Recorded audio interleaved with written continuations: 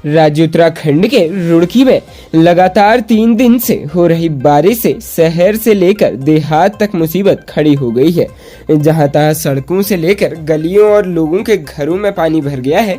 कस्बों और देहात में कई जगह ज्यादा पानी आने से रास्ते बंद हो गए हैं। उधर खानपुर के शाहपुर गांव में बाणगंगा ने तबाही मचा दी। नदी के उफान पर आने से गांव में बाढ़ आ गई, जिसके चलते जंगल में अपनी जमीन पर रखवाली कर रहा हरियाणा गांव का परिवार बाढ़ में फंस गया, जिसकी सूचना ग्रामीणों ने गोवर्धन पुलिस चौकी प्रभारी रुकम सिंह, पुलिसकर्मी अजीत सिंह और अरविंद को दी। सूचना पर पहुंचे पुलिसकर्मियों ने बाढ़ में फंसी महिला को बचाया। वहीं लक्सर के मोहम्मदपुर में टूटे तटबंध से लगातार कटान जारी है, जिससे ग्रामीण दहशत में हैं। वहीं हाईवे से लेकर संपर्क मार्ग तक 2 से 3 फीट तक पानी भरा हुआ है, जिससे यातायात भी प्रभावित हो रहा है। रुड़की लक्सर मार्ग पर भारी जल भराव होने से कांवड़ियों को भारी परेशानी का सामना करना पड़ रहा है। पुलिस जगह जगह तैनात होकर कांवड़ियों को मार्ग से निकाल रही है। आज बुधवार को तीसरे दिन भी सुबह से शहर में जमकर बारिश हो रही है। शहर के कई निचले इलाकों में पानी भर गया। कृष्णानगर, गंगोत्रीपुरम, विनीत नगर, शिवपुरम, शास्त्री नगर, आजाद नगर, पुरानी तहसील आदि इलाकों में सड़कों से लेकर लोगों के घरों में पानी घुस गया। दिल्ली विश्वविद्यालय में रसायन विज्ञान के वरिष्ठ प्रोफेसर दीवान रावत कुमाऊं विश्वविद्यालय के नए कुलपति होंगे। उत्तराखंड के राज्यपाल व कुमाऊं विश्वविद्यालय के कुलाधिपति सेवानिवृत्त लेफ्टिनेंट जनरल गुरमीत सिंह की ओर से बुधवार को इस संबंध में आदेश जारी हो गए हैं। प्रोफेसर रावत उत्तराखंड के ही कुमाऊं विश्वविद्यालय के छात्र रहे हैं तथा बागेश्वर जनपद के मूल निवासी हैं। यह लगातार दूसरी बार होगा कि प्रोफेसर एनके जोशी के बाद कुमाऊं विश्वविद्यालय के पूर्व छात्र एवं कुमाऊं मंडल निवासी ही कुमाऊं विश्वविद्यालय के कुलपति बनने जा रहे हैं। प्रोफेसर रावत की नियुक्ति पर कुमाऊं विश्वविद्यालय शिक्षक संघ कोटा के अध्यक्ष प्रोफेसर ललित तिवारी, डॉक्टर नीलू लोधियाल उपाध्यक्ष, डॉक्टर दीपक कुमार, डॉक्टर विजय कुमार महासचिव, डॉक्टर संतोष कुमार उपसचिव, डॉक्टर दीपिका गोस्वामी, डॉक्टर दीपाक्षी जोशी एवं उनके विद्यालय रहे नगर के भारतीय शहीद सैनिक विद्यालय के पूर्व छात्र संगठन के अध्यक्ष डॉक्टर मनोज बिष्ट सहित अनेकों लोगों ने बधाइयां प्रेषित की है। राजभवन की ओर से बताया गया है कि कुमाऊं विश्वविद्यालय नैनीताल के कुलपति पद हेतु शासन द्वारा गठित सर्च कमेटी को 114 आवेदन प्राप्त हुए थे।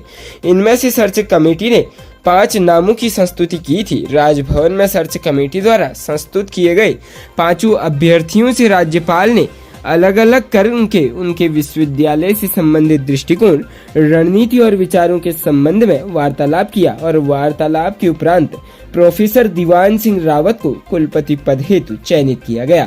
संपूर्ण प्रक्रिया की पारदर्शिता और शुचिता सुनिश्चित करने के लिए वार्तालाप की वीडियो रिकॉर्डिंग भी की गई है।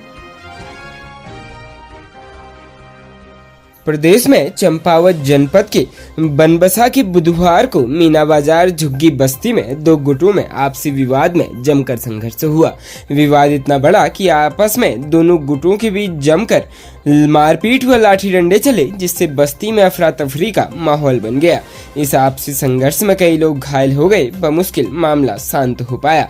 बता दें कि पूरे मामले के अनुसार बनबसा मीना बाजार झुग्गी बस्ती में एक व्यक्ति पर साइकिल चोरी का आरोप लगा। कुछ लोगों द्वारा मारपीट कर दी गई। वहीं जिस युवक के साथ मारपीट हुई वह भी बस्ती के ही अपने परिजनों व आसपास के लोगों को ले आया। इस विषय में इतना विवाद बढ़ा कि 2 गुट इस विवाद में कूद गए। विवाद के बढ़ने के बाद दोनों ही गुटों में आपस में जमकर मारपीट व लाठी डंडे चले। इस विवाद में महिलाएं, बच्चे, बड़े सभी शामिल हो गए। महिला की डंडों से चले संघर्ष में कई लोग घायल भी हो गए। बमुश्किल यह मामला शांत हो पाया। वहीं इस विवाद के बाद जहां सूचना पर बनबसा पुलिस मौके पर पहुंच गई, साथ ही मामले को शांत कर घायलों का इलाज कराया गया। इस बड़े विवाद की सूचना पर पुलिस क्षेत्राधिकारी विपिन चंद्र पंत ने मौके पर पहुंचकर दोनों गुटों से बात की। साथ ही दोनों गुटों को सख्त चेतावनी जारी करते हुए इस तरह की वारदात को दोबारा न किए जाने की हिदायत दी गई। फिलहाल बनबसा थानाध्यक्ष लक्ष्मण सिंह जगवान द्वारा मामले की जांच कर अब इस मामले में दोनों गुटों के विवाद खड़ा करने वालों पर मुकदमा दर्ज करने की तैयारी चल रही है। फिलहाल बनबसा मीना बाजार में दो गुटों में हुई मारपीट का वीडियो वायरल हो गया है, जिसमें बस्ती वाले एक दूसरे पर जमकर लाठी डंडे चलाते देखे जा रहे हैं। सूबे के मुख्यमंत्री पुष्कर सिंह धामी के निर्देश पर प्रदेश में बीते दिनों से हो रही मूसलाधार बारिश के कारण राज्य के विभिन्न स्थानों एवं हिमाचल प्रदेश में फंसे उत्तराखंड के नागरिकों की सहायता के लिए राज्य सरकार द्वारा आपदा राहत नंबर जारी किए गए हैं।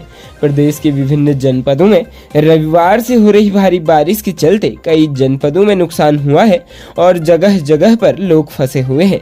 सीमावर्ती हिमाचल प्रदेश में भी बारिश से जनजीवन अस्त व्यस्त हुआ है। हिमाचल में भी उत्तराखंड के तमाम लोग फंसे हुए हैं। इन परिस्थितियों को मद्देनजर रखते हुए उत्तराखंड सरकार की ओर से आपदा राहत नंबर जारी किए गए हैं।